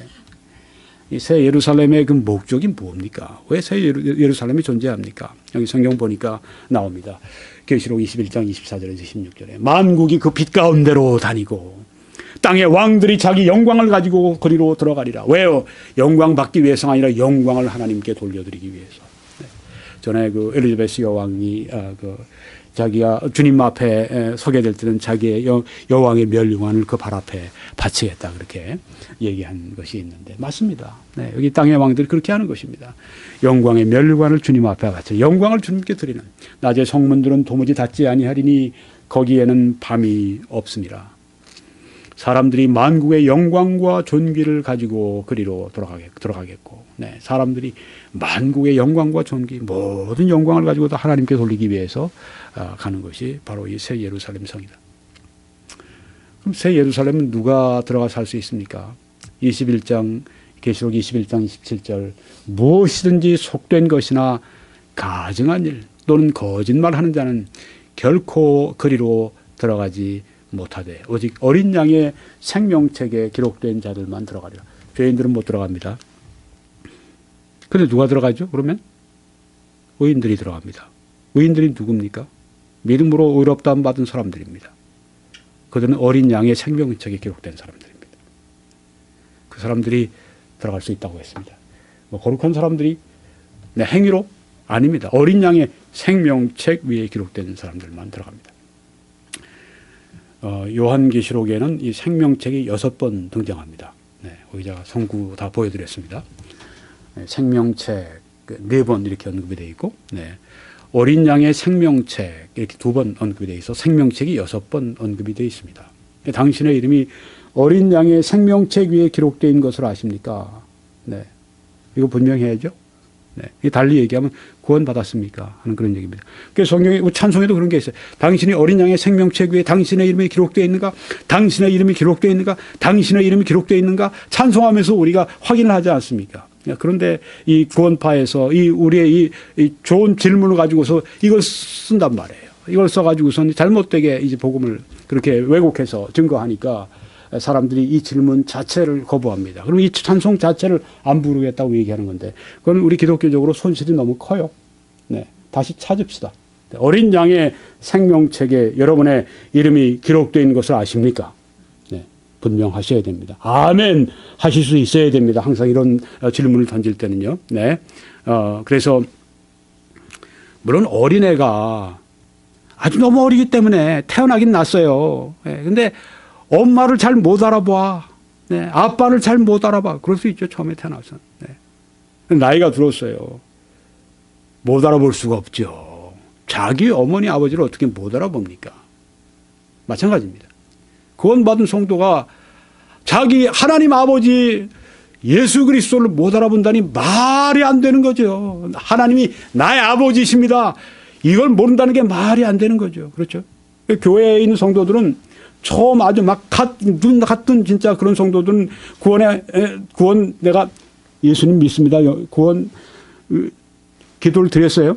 그 다음에도 계속 그냥 몇 주간 하고 몇 달간 어떤 사람 몇 년간 그냥 씨름을 합니다. 구원을 잃어버린 것 같다가 다시 찾은 것 같다가, 네, 다시 뭐 영접기도 다시 했다가 다시 뭐 했다가. 저도 처음에 몇 주 동안 이랬어요. 네. 그럼 몇 번 구원받은? 아닙니다. 언제 구원을? 처음 제가 진심으로 예수님을 저의 구주로 성령의 감동으로 말미암아 성령이 중생시켜 주심으로 말미암아 믿었을 때 구원받았어요. 네. 그러면서 제가 씨름을 한 거예요. 내가 구원 못 받은 것 같다. 다시 또 영접하기도 하고 그러는 동안에 내 안에서 이 믿음이 더 강해지고 더 분명해지고 성령의 조명과 성령의 역사로 말미암아서 아버지라고 부르는 그 체험들이 여러 번 온 거예요. 네. 찬송 부르다가는요 막 눈물을 흘리고 찬송 부르다 너무 기뻐하고, 네, 말씀을 들으면서 그냥 감동이 와서 말씀을 듣지 못하고 막 엉엉 울고 그런 그 시간들이 흘러가면서 이게 쌓이니까 이제는 내가 나의 그 내 몸을 가지고 있다고 하는 것보다, 네, 이거 얼마나 분명한 의식 확신이에요. 이거보다 내가 구원받다고 하는 확신이 더 확실하다니까요. 확실해요. 전 확신합니다. 네. 내 어린 양의 생명책 위에 내 이름이 기록되어 있는가? 아멘. 뭐 당연히 이렇게 나와야죠. 뭐 이건 믿음이 진짜 둘 중에 하나. 구원받지 않은 사람이든가 구원받았는데 아직 이렇게 해서는 신앙생활이 안 되는 겁니다. 네, 안 돼요. 아니 자기 아버지 엄마도 몰라보는 그런 자식이 어떻게 효도를 해요? 말도 안 되죠. 네. 어떻게 효도를 합니까? 부모로부터 사랑을 듬뿍 받은 아이들이 사랑을 돌려주지 않겠어요? 한 70대 난 노인 할아버지가 얼마 전에 한국에 자살하셨어요. 자녀들이 있어요.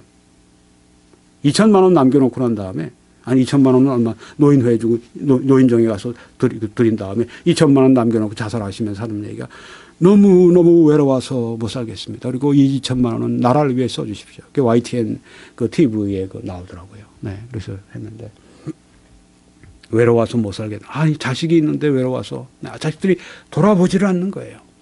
뭐 나름대로 사정이 있겠죠. 뭐 먹고 살기 바쁘고 자식들 키우기에 바쁘고 뭐 그러니까 뭐 갈 수도 있고 하는 도무지 효심이 없어서 무관심해서 못 가든지. 네, 여하간에 좋은 건 아니에요. 잘못된 거예요. 부모가 자살할 정도까지 그렇게 자식이 만들었다면 자식도 책임이 있어요. 그렇지만 반대로 좀 생각해 봅시다. 네. 부모님도 그 자식에 대한 사랑을 듬뿍 주었으면 그 자식이 사랑을 알면 사랑을 돌려주겠죠. 네. 마찬가지입니다. 우리가 어떻게 하나님을 잘 섬길까? 제가 어떻게 하나님을 잘 섬길 수 있겠습니까?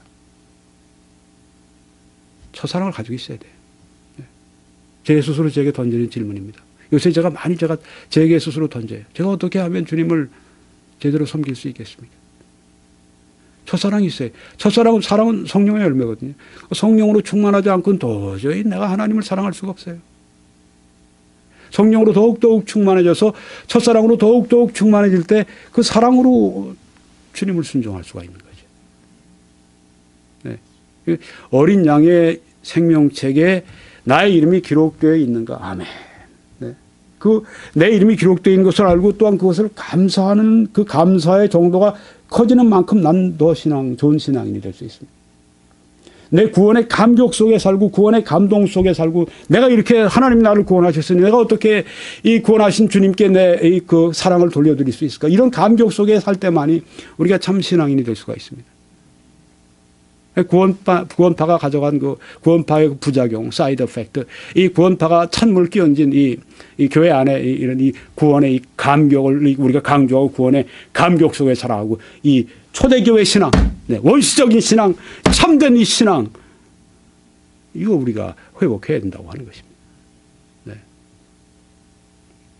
어린 양의 생명체가 어떻게 기록됐을까요? 어린 양의 흘리신 보혈로 말미암아 어린 양의 생명책에 내 이름이 기록됐습니다.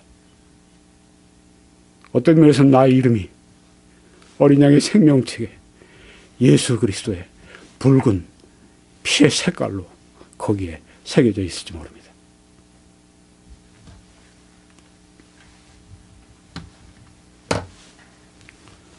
우리가 영어 성경으로 보면 또 좀 재밌어요. 네. 어린 양의 생명책이 13장 8절과 21장 27절에 나와 있는데 먼저는 The Book of Life of the Lamb 이렇게 되어 있습니다. 그런데 후자에 보면 재밌어요. The Lamb's Book of Life 이렇게 표현.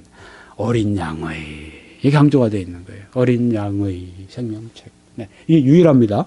성경에 Lamb's Book of Life. 어린 양의 생명책입니다. 왜 어린 양입니까? 어린 양의 보혈로 말미암아 구원받았기 때문입니다. 네. 그래서 어린 양이 보혈로 말미암아 사신 생명, 그 생명의 책이기 때문에 그렇습니다. 그래서 이것이 귀한 것입니다. 어린 양의 생명으로 말미암아 산 책이기 때문에, 네.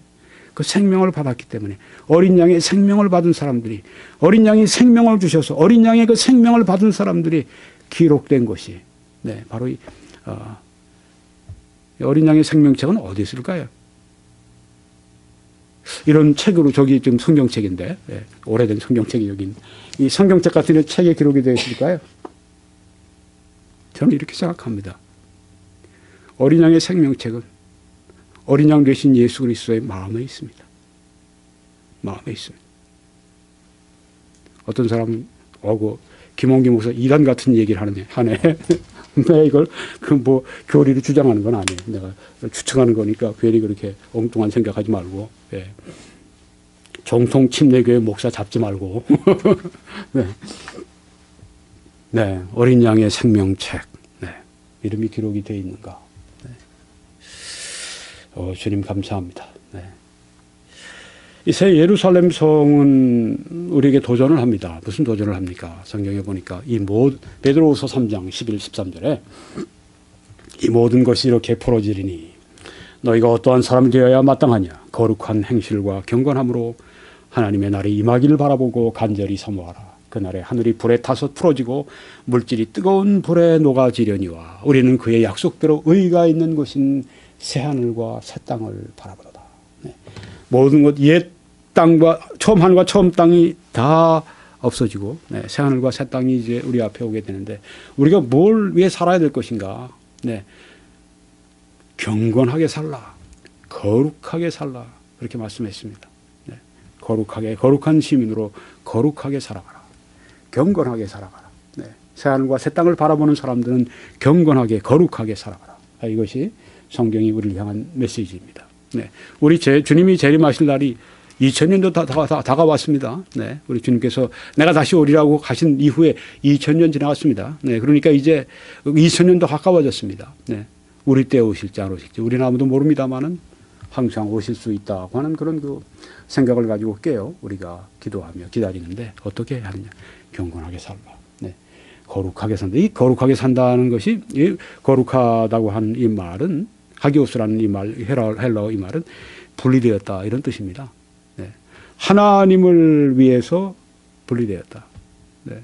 이게 거룩한 것입니다. 여기 지금 이 강대상을 우리가 그 거룩한 강대상으로 만들 수가 있어요. 어떻게 해요? 하나님을 위해서 이것을 우리가 거룩하게 분리시켜 놓으면 하나님의 거룩한 말씀을 전하는 것으로 우리가 이것을 용도를 딱 지정해 놓으면 이건 거룩해지는 것입니다. 그리스도인들이 어떻게 거룩해집니까? 하나님을 위해서 분리될 때 거룩해집니다. 가정에서든지 직장에서든지 우리가 하나님을 위해서 분리가 되어야 됩니다. 이게 거룩한 것입니다. 하나님을 위해서 분리된 것. 나의 생각이 하나님을 위해서 내가 하나님 쪽으로 내가 분리된 것. 성별된 것. 나의 시간이 바로 하나님을 위해서 성별된 것. 이게 거룩한 시간입니다. 나의 자녀들을 하나님을 위해서 따로 떼는 것, 성별한 것. 이게 바로 거룩한 것입니다. 거룩한 것. 하나님을 위해서 따로 떼어놓는 것. 어떻게 내 돈을 거룩하게 만들 수 있을까요? 물론 헌금 드리면 물론 거룩해지죠. 그렇지만 헌금 드리지 않았을지라도 나머지 돈을 가지고 우리가 쓸 때 하나님의 영광을 위해 쓰면 그게 거룩하게 쓰는 겁니다. 거룩한 것. 거룩한 삶을 살아라. 하나님의 영광을 위해 살라. 그와 다른 말이 아닙니다. 이제는 내가 사는 것이 아니요 오직 내 안에 그리스도가 산 것이라. 바로 이것이 또한 거룩한 삶이라고 하는 것입니다. 또 하나는 예수님이 주신 말씀 이거로 마칩니다. 너희를 위하여 마태복음 6장 19절로 21절 너희를 위하여 보물을 땅에 쌓아두지 말라. 여기 주님 말씀. 여기 보물은 예수님이 이제 주로 의식주 문제를 다루다가 말씀하셨기 때문에 보물은 여러 가지를 다 포함할 수 있겠지만 그중에 재정도 여기 분명히 포함됩니다. 땅에 쌓아두지 말라.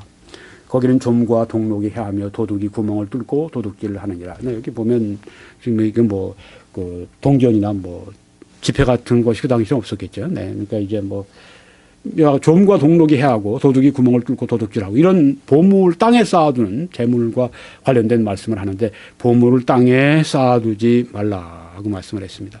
오직 너희를 위하여, 누구를 위해? 너희를 위하여, 누구를 위해? 나를 위하여, 너를 위하여 보물을 하늘에 쌓아두라. 거기는 좀이나 동록이 해하지 못하며 도둑이 구멍을 뚫지도 못하고 도둑질도 못하느니라. 내 보물이 있는 그곳에는 내 마음도 있느니라. 우리가 그 새 예루살렘 성이 있다. 우리가 천국이 나의 본향이다. 생각하면은 여기 말씀처럼 오직 너희를 위하여 보물을 하늘에 쌓아두라. 이건희 회장이 얼마나 돈이 많습니까? 세계 뭐 100대 부자 안에 끼는 건 말할 것도 없고. 뭐 얼마 전에 이분이 정말 이제는 별세하는가도 의심할 정도로 이렇게 몇십 일 동안 이 의식이 돌아오지 않았죠. 네. 지금은 어떻게 되는지 모르겠습니다만은 뭐 다시 살아나기를 바랍니다만은 좀 더 본인 자신이나 또 한국을 위해서 일해주기를 바라고 또 살아있는 동안에 예수 그리스도를 믿고 구원받고 영원한 심판을 대비하고 갈 수 있는 사람이 되기를 바라는데 얼마 후엔 가겠죠. 그럼 그 천문학적인 숫자의 돈이 다 누구 것이 되겠습니까? 자식에게 가겠죠. 나름대로 뭐 자식에게 물려줬으니까 보람이 있겠다 얘기할 수도 있겠죠. 네.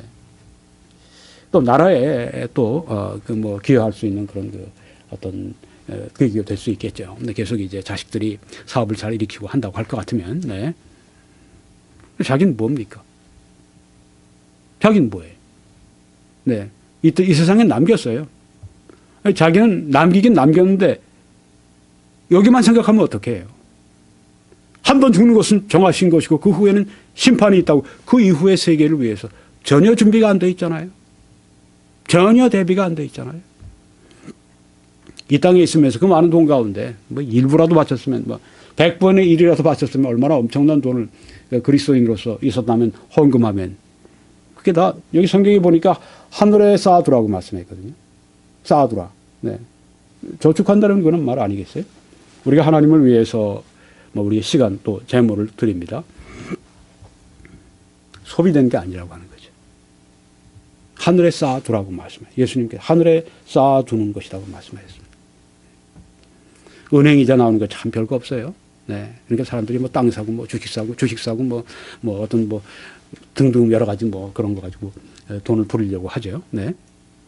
근데 하나님이 만약에 우리들에게 하늘의 창고에, 하늘의 뱅크에, 하늘의 은행에, the bank of the New Jerusalem, 네. 새 예루살렘 은행에다가 우리가 돈을 저축했는데 하나님께서 나중에 우리가 왔을 때 이자 조금 쳐가지고 약하잖아. 이렇게 하실 분입니까? 이게 아니잖아요. 나를 위해서 그 아들 예수 그리스도를 아낌없이 주실 만큼 사랑하신 하나님이 뭘 아끼시겠냐고 말씀하셨는데 여기가 우리가 여기서 어렵고 힘들게 여러분 11조라고 하는 건요.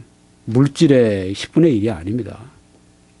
이건 내가 수입을 위해서 내 바쳤던 시간과 노력과 거기에 고민과 거기에 고통과 거기에 일하면서 상사로부터 혹은 이 클라이언트로부터 혹은 받은 소름도 있잖아요. 받은 어려움도 있잖아요. 네. 그 돈을 벌 때 그 힘든 게 있잖아요. 그 모든 거 말이죠. 네. 그것 때문에 커뮤니트 해야 되고 왔다 갔다 해야 되고 말이죠. 그것 때문에 기분 나쁜 일도 하고 그러면서 자기 생애의 10분의 1을 하나님 앞에 바친 거예요.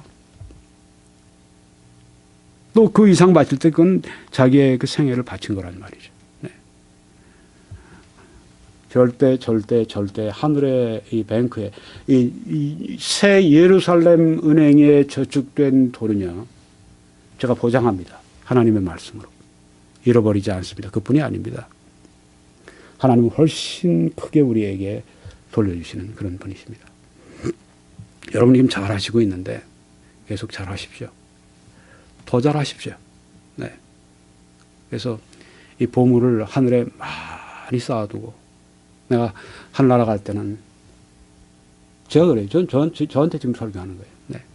내가 떠날 때 내가 하늘의 은행에 내가 많이 쌓아두었구나. 그런 마음으로 가고 싶어요. 마지막 날 설 때 내가 하늘에 쌓아둔 게 너무 없구나. 그런 후회하면서 제가 떠나고 싶지 않아요. 새 예루살렘 성에 들어가고 싶지 않아요. 기대감 가운데 들어가고 싶어요. 내가 새 예루살렘 성에 내가 거기에 쌓아둔 나의 보물이 참 많구나. 뭐 양이 많아서가 아니라 여기 양으로 하는 게 아니죠. 하나님 항상. 네. 우리의 그 희생, 네. 우리의 그 주어진 것 가운데서 하늘에 쌓아두라.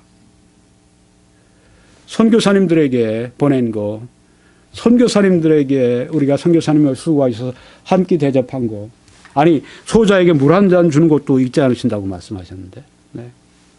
그게 그냥 가는 게 아닙니다. 나는 해놓고 잊어버렸어요. 근데 하나님은 다 기억하고 계십니다. 여러분, 하늘에 보물을 많이 쌓아두시는 여러분과 제가 되기 바랍니다. 이 땅을 기회의 땅으로 만드십시오. 하늘의 보물을 많이 쌓아두는 기회의 땅으로. 그래서 복음을 위해서, 하나님의 나라를 위해서 내 보물을 많이 드릴 수 있는 그런 마음으로 여러분과 제가 충만하길 바랍니다. 충만하길 바랍니다. 네. 너희를 위하여 하고 말씀했습니다.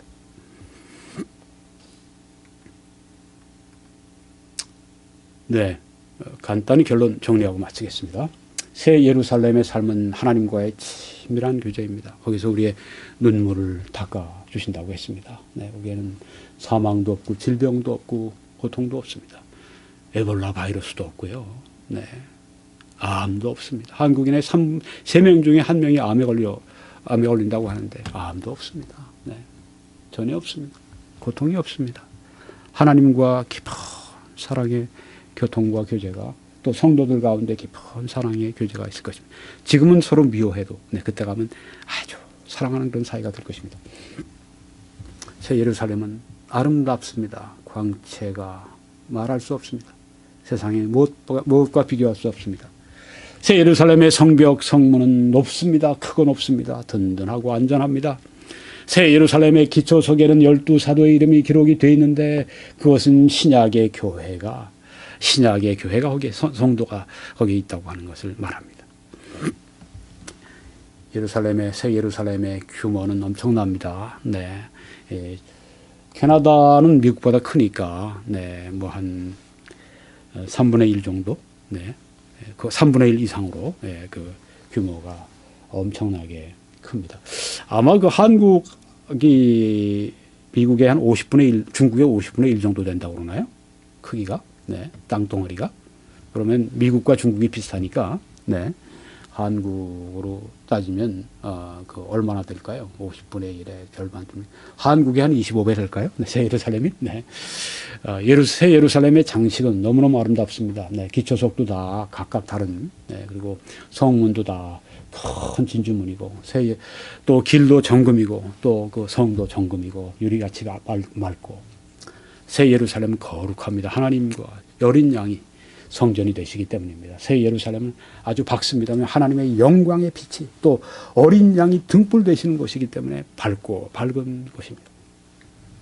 새 예루살렘의 목적은 하나님 앞에 영광 돌리는 목적이 있습니다. 새 예루살렘의 시민은 어린 양의 생명책 위에 기록되어 있는 사람, 어린 양의 그 심령에 쓰여 있는 그 사람, 어린 양의 보혈로 말미암아 구원받은 그 성도. 새 예루살렘은 우리에게 도전합니다. 이 땅에 살 때 경건하게 살라. 이 땅에 살 때 하늘에 보물을 쌓아두라. 오늘 개혁주의와 세대주의로 본 요한계시록 강의 6번째를 마쳤습니다. 유튜브.com이나 또 21church.com에 들어오셔서 앞에서부터 여러분이 또 다 보실 수가 있겠습니다. 또 소개해 주시기를 바랍니다. 앞으로 진행될 때 하나님의 은혜가 우리 가운데 넘쳐날 수 있도록 늘 기도해 주시면서 함께 해 주시면 감사하겠습니다.